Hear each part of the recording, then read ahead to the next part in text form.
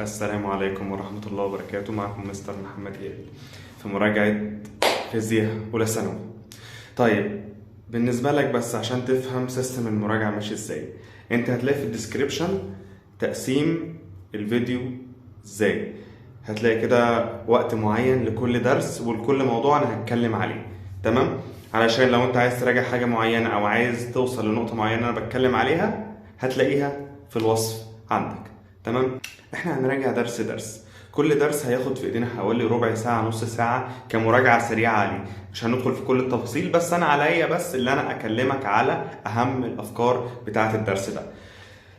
انا مش هينفع اكلمك على الدرس كله في فيديو واحد، انا بس هقول لك الحاجات اللي انت ممكن ما تركزش عليها وانت بتذاكر بغرض اللي انت تركز عليها، تمام؟ انت كده كده هتراجع الدرس كله، بس كل اللي هيتقال في الفيديو ده هو الحاجات اللي انت هتركز عليها زيادة، ماشي؟ او ممكن تسرح وانت بتذاكرها. حاجه كمان، احنا برضو هنركز على بعض المسائل اللي انا شايفها اللي هي ممكن تيجي او ممكن يضحك عليك فيها في الامتحان، تمام؟ على كل درس هنمشي بالنظام ده.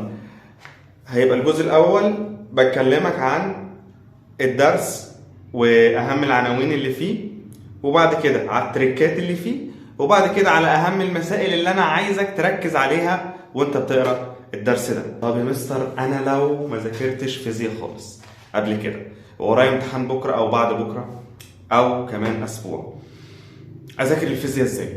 طيب انت اول حاجه بالنسبه لك انت المطلوب منك ما دام ما فتحتش الفيزياء خالص اللي انت تراجع بس على المسائل اللي انت حلتها مع المستر بتاعك. شوف المستر حلها ازاي وتحاول انت بعد ما تشوف طريقه الحل ان انت تحلها بنفس الطريقه.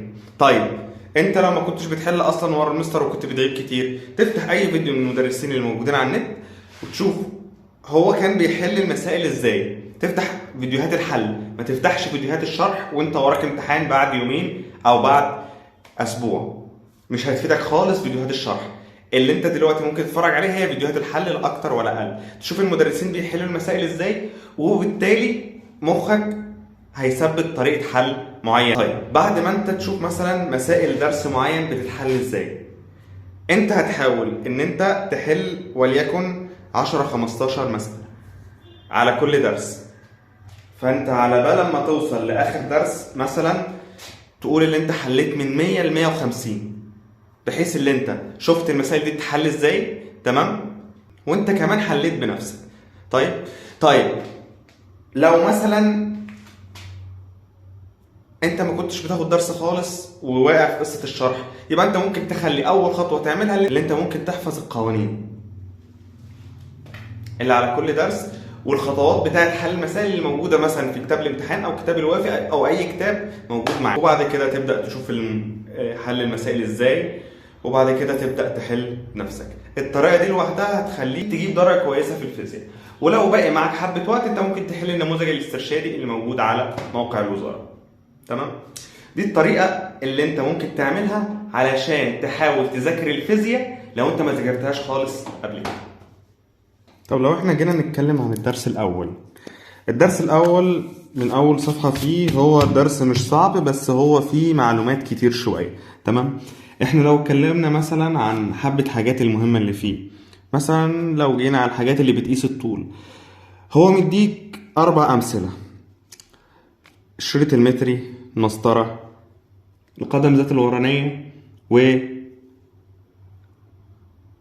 والمايكروميتر. انا لو حبيت اسالك على الدرس ده في حته اللي هي ادوات القياس دي، انا ممكن اسالك على القدم ذات الورانيه غالبا وبعدها المايكروميتر.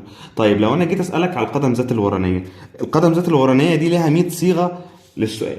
بس لو جينا مثلا نقول القدم ذات الورانيه دي بتقيس ايه؟ القدم ذات الورانيه دي بتقيس قطر الكور الصغيره او البلي مثلا بس الكبير شويه، والمايكروميتر بيقيس القطر برضو بس الحاجات الصغيره، الشرايح مثلا، الحاجات دي. طيب فين اللخبطه اللي هنا؟ اللخبطه اللي ممكن تجي لك هنا ان هو مثلا لو قلت لك القدم ذات الورانيه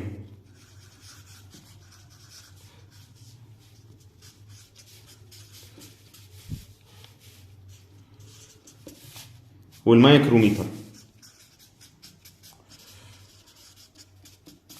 كل واحد فيهم مثلا بيقيس ايه مختلف عن التاني.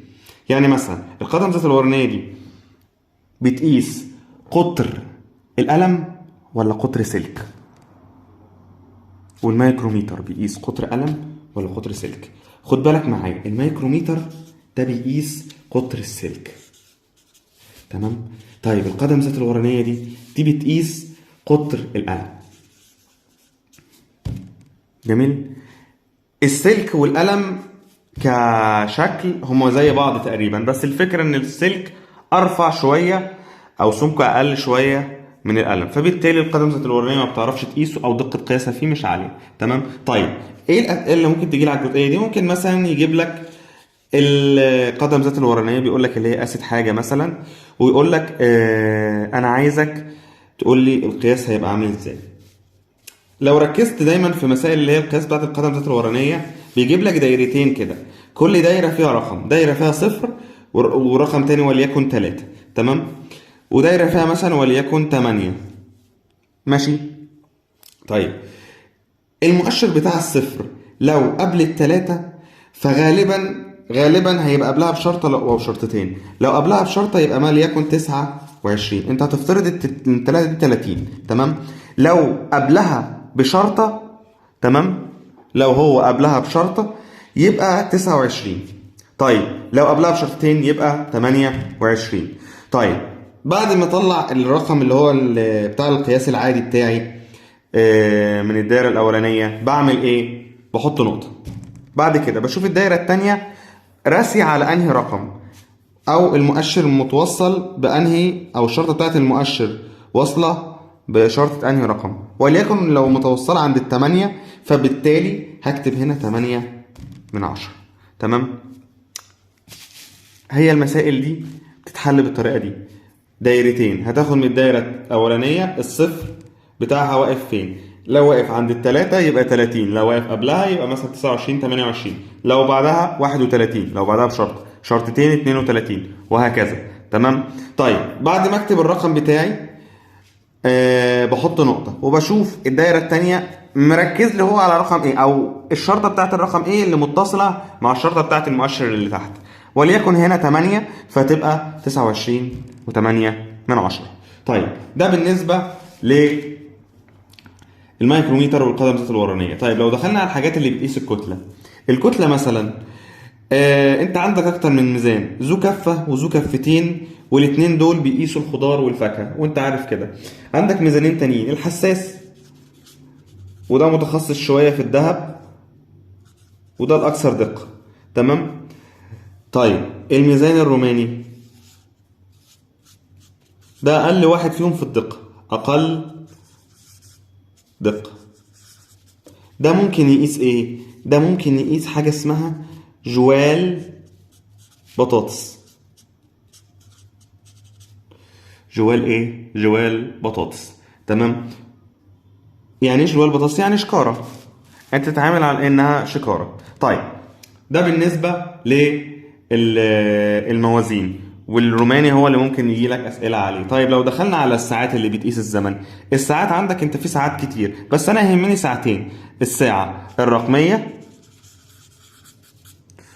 والساعة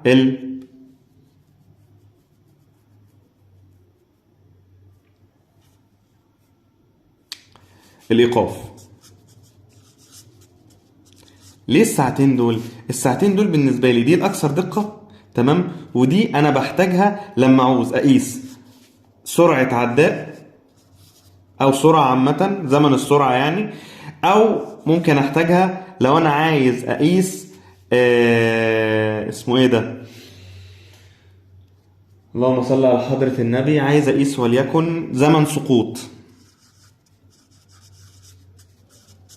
حاجة، سقوط حر. لو عايز أعرف هي وقعت في قد إيه بقيسها بساعة الستوب ووتش بتاعتي. طيب لو سيبنا شوية من المقاييس ودخلنا على أنظمة القياس، لو كتبنا مثلا أنظمة القياس في الركن هنا، أنت عندك 3 أنظمة قياس، نظام فرنسي ونظام بريطاني ونظام متري.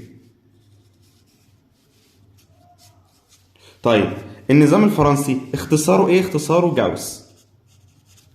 طيب النظام البريطاني النظام البريطاني والمتري ما لهمش اي اختصار، تمام؟ بس في اختصارات تانية ليهم، وليكن الفرنسي ليه اختصار اللي هو سي نقطة جي نقطة اس، سي جي اس اختصار لسنتي، تمام، جرام، ثانية، تمام، اللي هو الحاجات اللي هو بيقيسها. طيب البريطاني اختصار برضو للحاجات اللي هو بيقيسها اف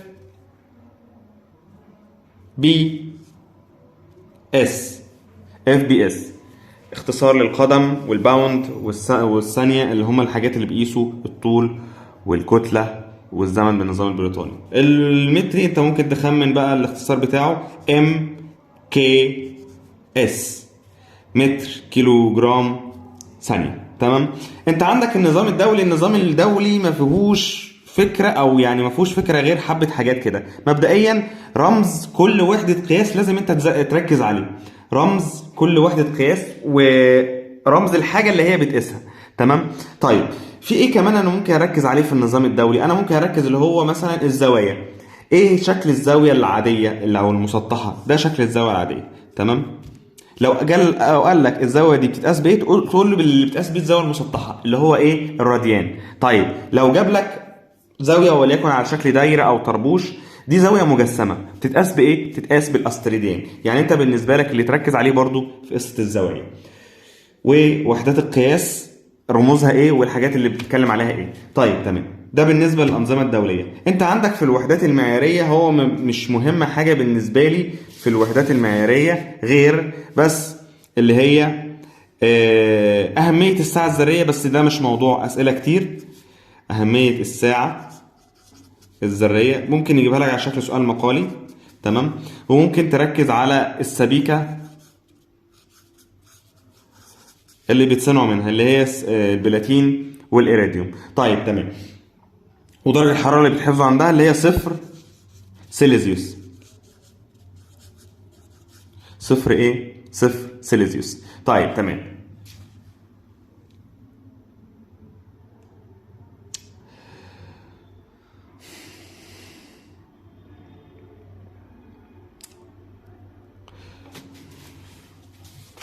طب لو احنا دخلنا مثلا على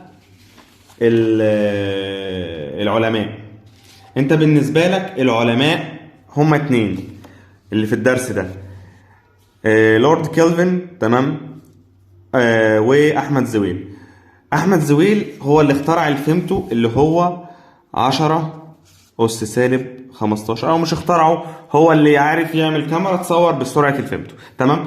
ولورد كيلفن وصل للصفر المطلق او صفر كيلفن اللي هو سالب 273، تمام. دول الرقمين اللي في العلماء اللي انت ممكن تركز عليهم او ممكن يسألك فيهم، تمام. 10 أس سالب 15 ده الفيمتو. طيب تمام. لو دخلنا على المضاعفات بقى والكسور، ركز معايا في الحتة دي. المضاعفات والكسور لازم اول حاجة تركز على رمز المضاعف، رمز المضاعف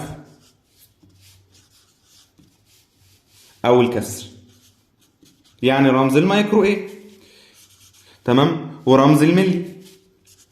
وخد بالك برضو الدرس ده فيه كمية ام كتير، في ام كابيتال دي بتاعت الكتلة في صيغة الابعاد، وفي ام سمول بتاعت الكتلة برضو بشكل عادي جدا، وفي الام سمول برضو اللي هي بتاعت المتر، وفي الام بتاعت الملي. لو حطينا امين مع بعض تبقى ملي متر او ملي امبير او اي حاجة، تمام.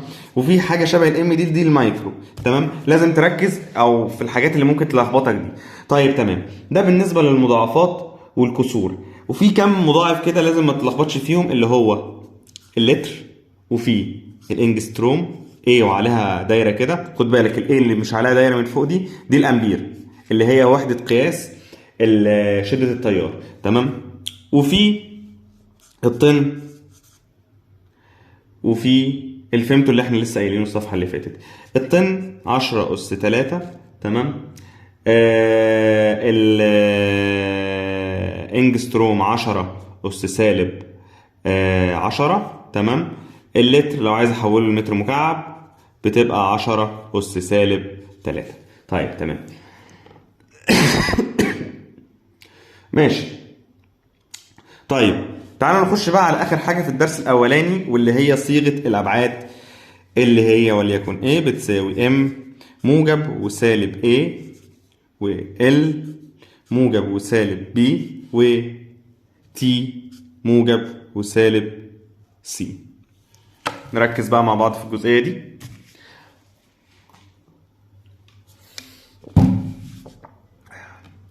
صيغة الأبعاد ليها أكتر من شكل من الأسئلة. ممكن مثلا وليكن يقول لك إن ال D ماشي، ال D بتساوي وليكن سرعة في السي، ويقول لك هات لي صيغة أبعاد السي. تمام. السرعة عامة أنت عارف اللي صيغة أبعادها ال في تي أس سالب واحد، والإزاحة وليكن بتبقى صيغة أبعادها ده طول فبتبقى ال. تمام. أنا عايز أودي السي في جنب لوحدها، أخليها كده سي بتساوي، تبقى على الجنب الشمال، في جنبها رمز فبوديه الناحية التانية بالقسمة، تبقى دي على البي. تمام.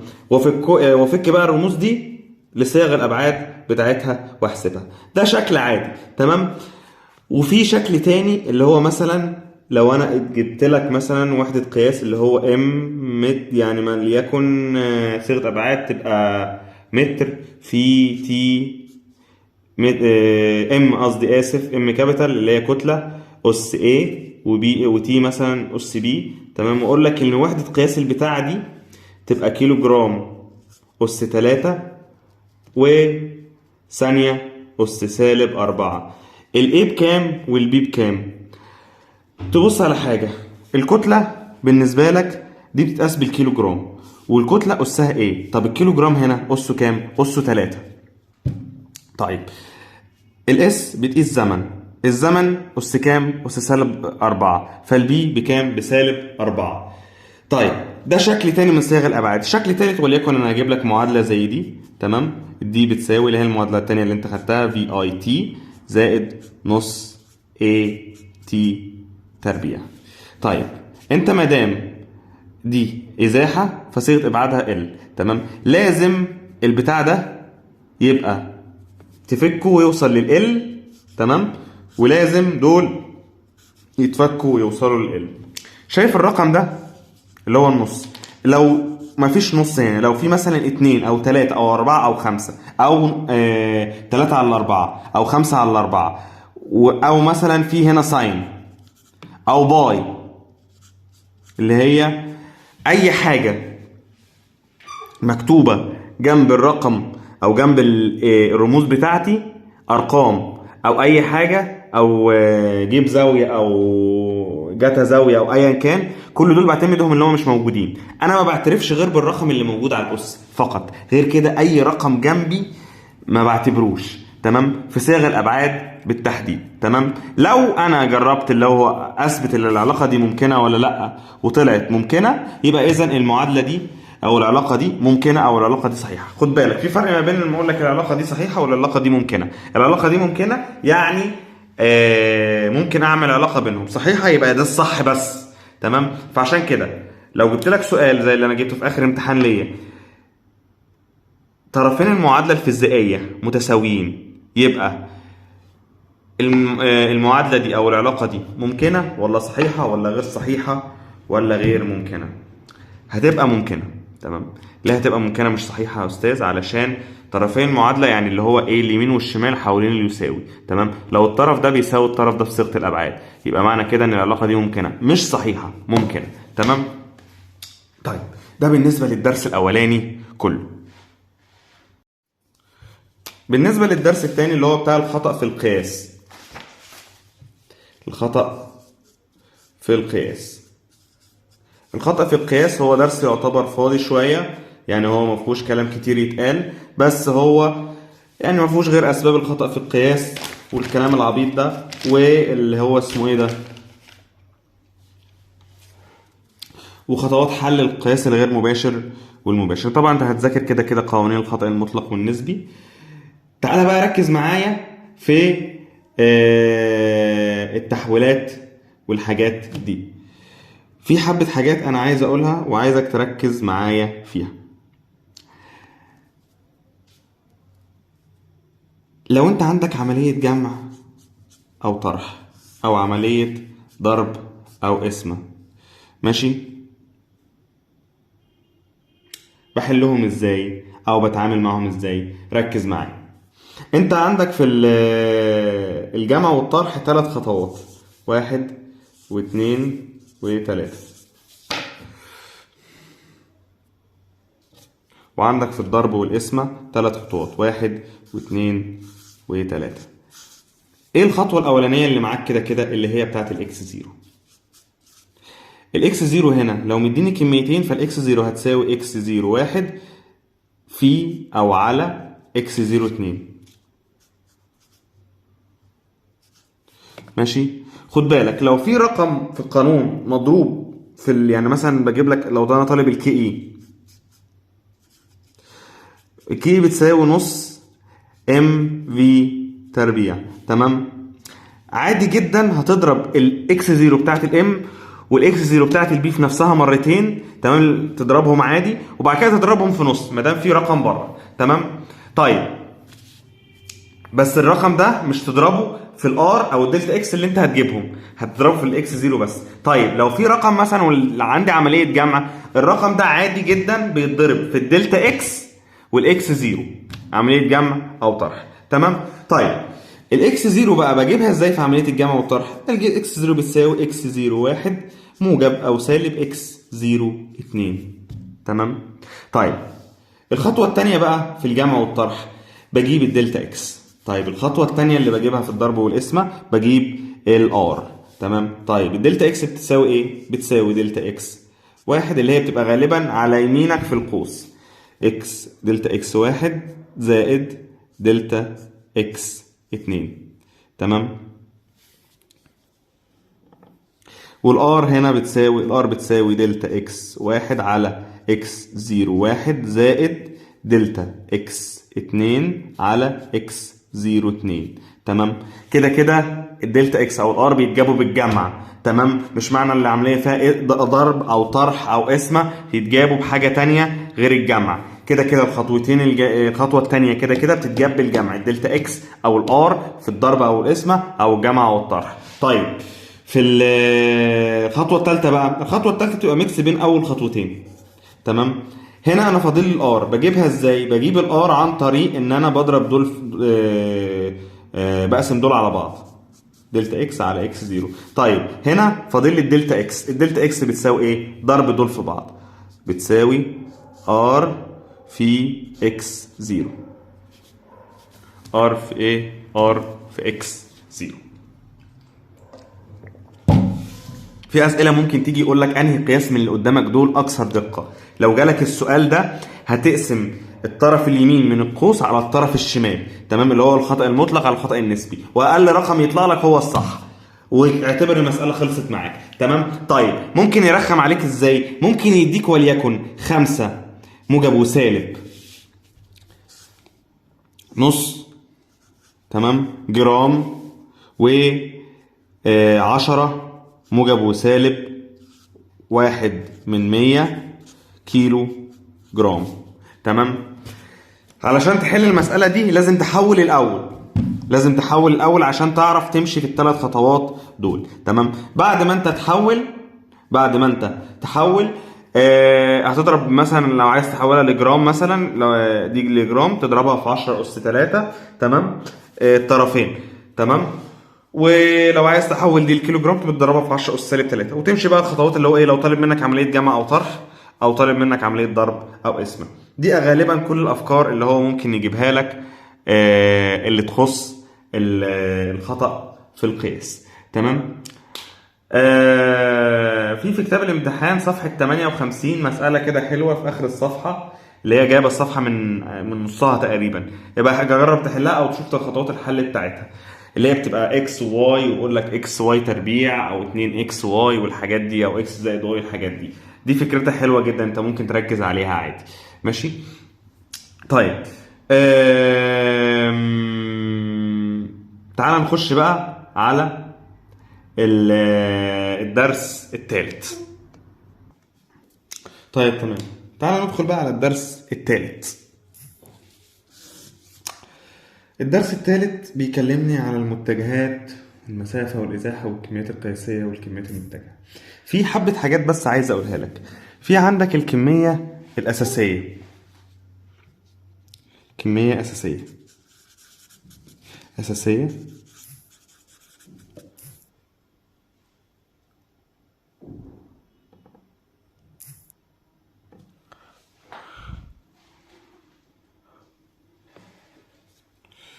وفي كمية متجهة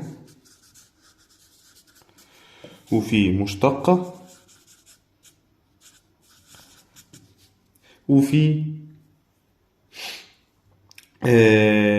كمية قياسية أو عددية. تمام. الأساسية كلهم قياسية. تمام. الكميات الأساسية كلهم أساسية كلهم قياسية، مع طبعا الكميات اللي في الوحدات النظام الدولي اللي هي درجة الحرارة والحاجات دي اللي هي تصنف برضو كأنها كميات أساسية. تمام. طيب الكميات الأساسية اللي معايا هم الطول والكتلة والزمن. ماشي. طيب لو هو قال لك أنا عايز كمية قياسية مشتقة، دي بقى تتقسم لأكتر من حاجة. تمام. ولو قال لك أنا عايز كمية مشتقة متجهة، دي برضه تتقسم لحبة حاجات. غالبا القوة دايما لما بيجيبها لك يقول لك اللي هي أنا عايز كمية متجهة مشتقة، هو بيكلمك عن القوة وحبة واصحابها. تمام. طيب لو قال لك أنا عايز كمية أساسية متجهة، انت عندك الازاحه دي طول، صح؟ او الازاحه دي طول. الازاحه دي دايما بتكون متجهه وبرضه في نفس الوقت كميه اساسيه عشان هي في الاصل طول. تمام. فانت لازم تفرق بين الكميات الاساسيه اللي بتوع صيغه الابعاد اللي هم ال والام والتي. تمام. الباقي كميات مشتقه. طيب في الاوضاع العاديه بتاعتهم هم كميات قياسيه، بس هم ممكن تحرف لي بس في الطول اللي هو الازاحه مثلا تخليها لي كميه متجهه، تخلي كده الطول كميه متجهه. تمام. طيب ده بالنسبه للكميات الاساسيه والمتجهه. طيب انا عندي المسافه اس وعندي الازاحه دي. طيب المسافه اس والازاحه دي ليهم قوانين كتير موجودين عندك في الكتاب. انا ممكن اعمل لك ايه؟ انا ممكن اخلي لك اعمل لك ميكس بين المسافه والازاحه. يعني مثلا اجيب لك مساله بالشكل ده واديك ده نصف قطر. تمام. واقول لك انا عايزك تجيب لي المسافه والازاحه اللي هو مشي على الخط ده. المسافه هتبقى طول الخط ده زائد طول الخط ده زائد طول الخط ده، ده نص دايره.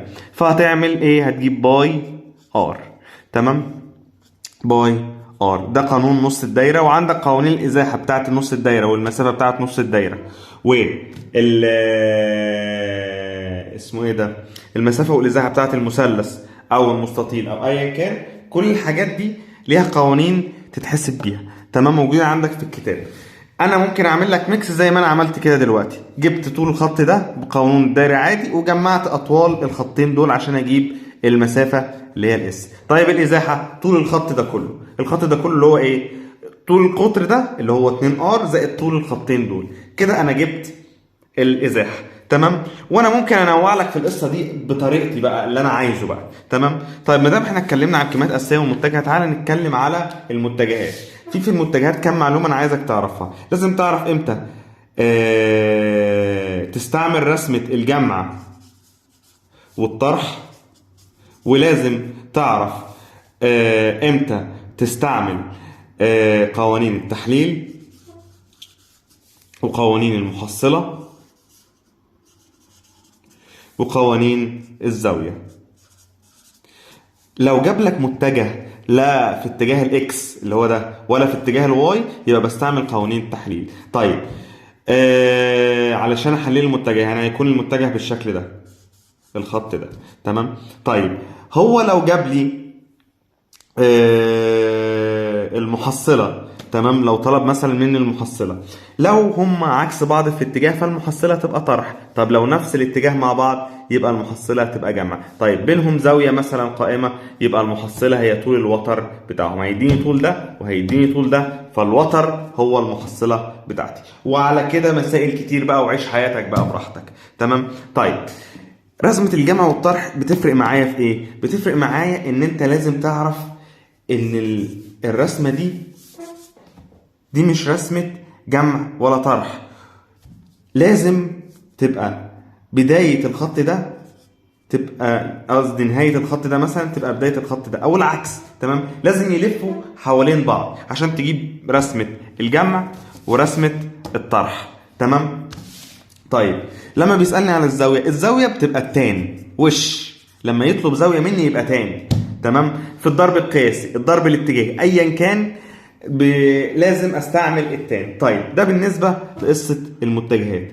طيب في المسافة والعجلة الإزاحة برضو ممكن يسألني بمسائل الساعة. يعني ايه بمسائل الساعة؟ يعني هو لو اتحرك ربع دورة او ربع ساعة يبقى دي قد ايه؟ دي ربع دورة. طيب لو اتحرك تلت ساعة يبقى تلت دورة. تمام. لو اتحرك وليكن 10 دقايق دي السدس. لو اتحرك 10 دقايق فالمسافة، قصدي الازاحه هتساوي طول نصف القطر، عشان هيكون لي مثلث متساوي الاضلاع. تمام، هيكون لي مثلث متساوي الاضلاع. ده بتاعت الايه؟ دي بتاعت ال10 دقايق. تمام. طيب طبعا لو رجع لنفس النقطه اللي بدأ منها فالازاحه بتساوي صفر. ماشي كده، احنا قفلنا المجالات بتاعتهم. طيب في الضرب القياسي والضرب الاتجاهي الاي دوت بي، انت عارف ان هي بتساوي البي دوت اي. طيب لو الاي اللي هو الضرب الاتجاهي بقى كروس بي، دي بتساوي سالب بي كروس اي. تمام. خدها قاعده كده وش، ان هنا لا يمكن عمليه ابدال، هنا عادي ممكن تتم عمليه ابدال. طيب في حاجه كمان برضو انا عايز اعرفك عليها، اللي هي فكره ان هو لو جاب لي في المساله ضرب قياسي وضرب اتجاهي يبقى وش لازم تستعمل التان. لو جاب لك ضرب قياسي وضرب اتجاهي. تمام. ولازم برضو لما انت تيجي تحسب متجه وتشوف المتجهين دول متساويين ولا لا، لازم تشوف هما في نفس الاتجاه مع بعض ولا لا، وهما في نفس الطول ولا لا. دي اللي بتخليني او بتعرفني قصة المتجهين دول قد بعض ولا لا. تمام. دي هي افكار او اهم افكار الدرس الثالث والاخير في الباب الثالث. تمام. طيب تعالى بقى نخش على الوحدة التانية واللي فيها حوارات كتير جدا جدا جدا.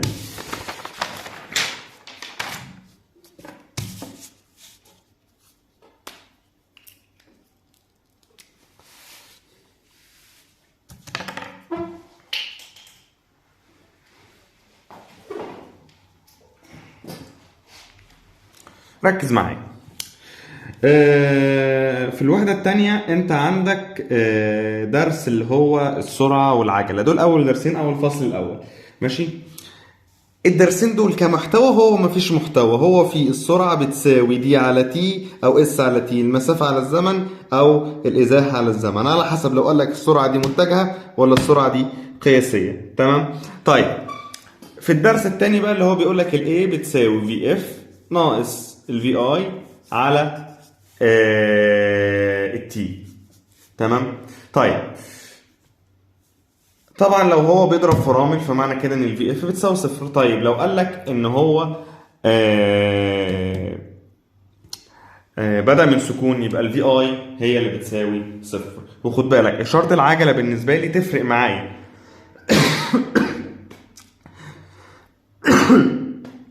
تفرق معايا ازاي؟ علشان لو عجلة موجبة فمعنى كده الاشارة هتبقى موجبة، ولو عجلة سالبة في الاشارة هتبقى سالبة.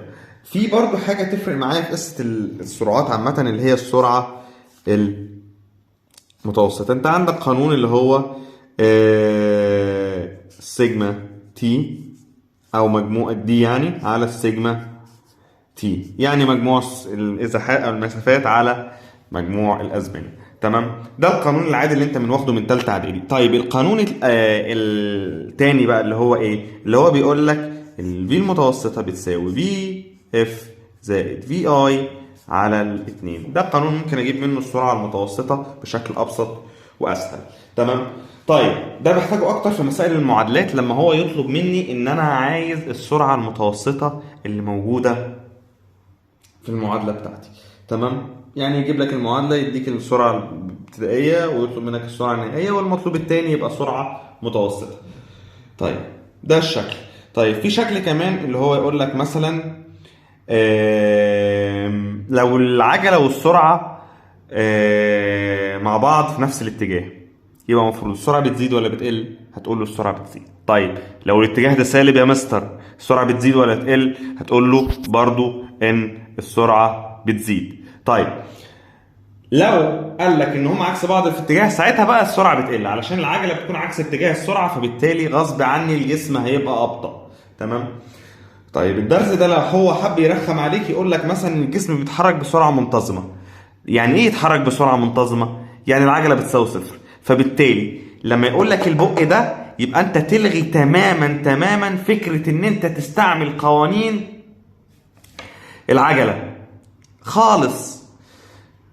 العجله بتساوي صفر. ايه قوانين العجله دي؟ اللي هي المعادلات. انت كل المعادلات الثلاثه اللي في الدروس اللي بعد كده فيهم العجله. طيب ما العجله بتساوي صفر اصلا، والسرعه الابتدائيه بتساوي السرعه النهائيه. لما السرعه تبقى منتظمه تبقى الفي اي بتساوي الفي اف. مش بس كده، ده كمان الفي المتوسطه بتساوي الفي اللحظيه، السرعه اللحظيه ساعتها. تمام. فمعنى كده ان الحاجات دي كلها بتلغي لك العجله بتاعتي. طيب تمام. خد بالك من حاجة، ان هو ممكن يجيب لك رسمة بالشكل ده، ان هي مثلا دي وليكن دي السرعة وده الزمن. هو ممكن يغير لك بدل سرعة وزمن يخليها لك مسافة او زمن. تمام. ويديك رسمة بالشكل ده، يقول لك انا عايزك تترجم لي الرسمة دي لعلاقة بين الايه اللي هي العجلة والزمن. تمام. خد بالك ان الميل بتاع اصلا الرسمه دي بيديني العجله، وخد بالك ان الميل مادام الخط مستقيم يبقى الميل ثابت، هو كده بيوفر عليك. طيب الميل ثابت، هنا العجله موجبه ولا سالبه؟ تبقى موجبه، يبقى المفروض تعمل لي خط كده بقيمه الميل، وليكن الميل هنا ب5، فبالتالي انت هتعمل لي خط بالشكل ده. طيب هنا السرعه منتظمه، فمعنى كده ان العجله بتساوي صفر، فتعمل لي خط هنا على محور السينات بالظبط. هنا في الخط الثاني العجله سالبه، فبالتالي هتعمل له خط كمان كده بالشكل ده يعبر لك على ان العجله سالبه. تمام. في الاتجاه السالب يعني. وصل لك الفكره؟ لو هو غير لك بدل الفي دي حط لك دي، عادي جدا هيطلب منك ان ترسم لي علاقه بين السرعات، هتعمل له نفس الفكره، هتعمل نفس الرسمه بالظبط. وصلك الفكره؟ ده الفرق ما بينهم. طيب هو ممكن يلعب عليك في حته حاجه، ان هو يقول لك مثلا الزاويه دي 60 والزاويه دي 30. لما يلعب عليك في الحته دي فلازم البعد بين المحور ده ومحور السينات عمره ما هيساوي البعد بين المحور ده والمحور السينات. ليه عمره ما هيساويها؟ علشان الزاويه اتغيرت. الميل هنا بيتجاب بالزاويه يا صاحبي. تمام. فلما يتجاب بالزاويه فمعنى كده ان انت هتجيبه بالتان، عشان الميل يا اما بيتجاب بفرق الصاد على فرق السينات، او تان الزاويه اللي بيصنعها مع محور السينات. خد بالك بقى، الزاويه اللي بيصنعها مع محور السينات هنا 60، تان 60 اكبر من تان 30، فلازم البعد بتاع ده يكون اكبر من بعد ده عن محور السينات. وصلتك الفكره؟ في اي حاجه صعبه؟ اعتقد مفيش، كله بالنسبه لك سهل. تمام. ده بالنسبه ل قبل ما نقفل قصه الدرس ده، تعالى بس اكلمك عن حاجه برضو صغيره تخص الدرس ده. لو انا جبت لك رسمه زي دي، علاقه بين الدي والتي، خد بالك برضو وانت بتقرا الرسومات لازم تركز على وحده قياس كل واحده، وليكن دي بالمليمتر ودي بالسنتي. فانت لما تجيب الميل هنا لازم تحول لي اسف، دي مش سنتي ثانيه، سنتي ثانيه دي تنفع بالسنتي ثانيه عادي. تمام. لازم تحول لي دي من سنتي ثانيه لثانيه، وتحول لي ده من مليمتر لمتر. تمام. او لو ضارب لك الدي في رقم 10 اس 2 او 10 اس 3، لازم لما تيجي تحسب الميل تحول لي الحاجات دي للوحدات الاساسيه بتاعتها. هتضرب برضو الميل في 10 اس سالب 3 او 10 اس سالب 2 وهكذا. لازم تعمل الموضوع ده معاك. طيب لو جاب لك رسمه زي دي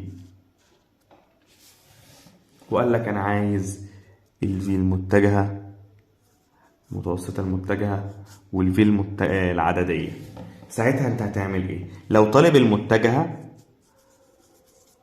هتعمل ايه؟ متجهة يعني ازاحة على زمن. ازاحة على ايه؟ ازاحة على زمن. طب لما هو يطلب منك ازاحة على زمن، يبقى انت هتعمل له اقصر خط كده اهو، من نقطة البداية لنقطة النهاية. تمام؟ واقصر خط كده اهو من نقطة البداية لنقطة النهاية، وتجيب لي ميل الخط اللي انت عامله ده، اللي هو من نقطة البداية لنقطة النهاية. تمام؟ ده اللي هيساوي ايه؟ ده هيساوي الازاحة على الزمن. طيب لو قال لك انا عايز السرعة العددية، هتجيب المسافة اللي بيقطعها هنا زائد المسافة اللي بيقطعها هنا زائد المسافة اللي بيقطعها هنا، يعني هتجمع الدي، هتبقى سيجما دي على الزمن الكلي اللي هو التي. تمام؟ وصلت لك الفكرة؟ دي الرخامة اللي هو ممكن يعملها لك في مسائل السرعة بالذات والعجلة، علشان هو لو حب يرخم عليك في المسائل دي غالبا هيجيبها لك على شكل رسمة.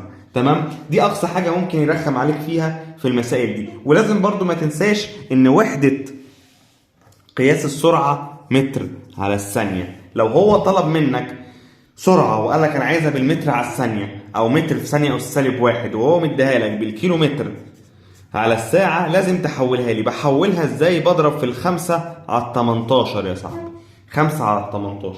تمام؟ وخد بالك برضو اللي انا قلت لك عليه قبل كده، ان انت لما تتزنق في الميل او انت محتاج الميل يا اما بيتجاب بفرق الصادات على فرق السينات، او بيتجاب بالزاوية اللي هو مديها لي، زاوية ميل المستقيم بتاعي. طيب هو ممكن برضو يطلب منك حاجة، يطلب منك الميل ويديك ان الخط بتاع الازاحة مثلا وليكن مش منتظم، الخط بتاع اللي انا هجيب ميل، فساعتها بتجيب المماس بتاع النقطة اللي هو عايزني احسب السرعة عندها، لازم تجيب المماس وتحسب ميل المماس ده. طيب لو هو طالب السرعة المتوسطة، هتعمل كده خط كده من نقط وتجيب ميل الخط ده، ميل الخط ده. تمام؟ هتاخد اعلى نقطة واقل نقطة وتحسب الميل عادي وتاخد تقسمه على الزمن الكلي بتاعك عادي. تمام؟ هي دي الافكار بتاع الدرس، السرعة والعجلة. الدرس سهل ومفيهوش اي افكار معقدة ولا اي مشاكل خالص.